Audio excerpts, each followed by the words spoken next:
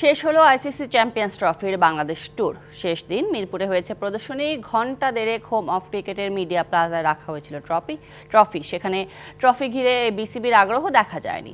দুই পরিচালক থাকলেও একজন ফিরেছেন ছবি না তুলেই। সোনালী একটা ট্রফি বাংলাদেশ ক্রিকেট সমর্থকদের আজন্ম স্বপ্ন। সেই ট্রফি দেশে আসে, তবে ঘুরতে, পার্মানেন্টলি না। অনূর্ধ্ব-19 দলের হাতে 3 বার বড় মঞ্চের ট্রফি আসলেও সিনিয়ররা এখনো সেই খোঁজে। তারপরও বাংলাদেশে আসা চ্যাম্পিয়ন্স ট্রফি ঘিরে সাধারণ মানুষের আগ্রহ দেখা যায় বেশ। ট্রফি ট্যুরের শেষ দিনে রাখা হয়েছিল মিরপুর স্টেডিয়ামের মিডিয়া প্লাজার সামনে। সেখানে সংবাদকর্মীরা সহ বিসিবির কর্মকর্তারা ট্রফির সাথে ছবি তুলেন। কিন্তু চ্যাম্পিয়ন্স ট্রফি ঘিরে বিসিবির খুব একটা আগ্রহ দেখা যায়নি।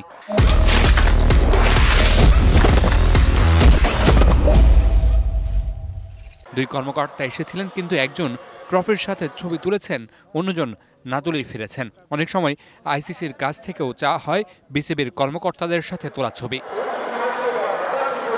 9 তারিখ চ্যাম্পিয়ন্স ট্রফি আসে বাংলাদেশে। 10 তারিখ যুব ক্রীড়া উপদেষ্টার বাসভবন হয়ে যায় কক্সবাজার। 11 তারিখ কক্সবাজারের সাধারণ মানুষের জন্য চ্যাম্পিয়ন্স ট্রফি করা হয় উন্মুক্ত। পরের দিন ঢাকার একটি হোটেলে সাধারণ মানুষ ট্রফির সাথে ছবি তোলার সুযোগ পান। আর শেষ দিন মিরপুরে রাখা হয় সোনালী ট্রফিটি। শুক্রবার রাতে বাংলাদেশ ছেড়ে যাবে চ্যাম্পিয়ন্স ট্রফি। পরের গন্তব্য সাউথ আফ্রিকা। মামলা রশিদ, ডিবিসি নিউজ, ঢাকা।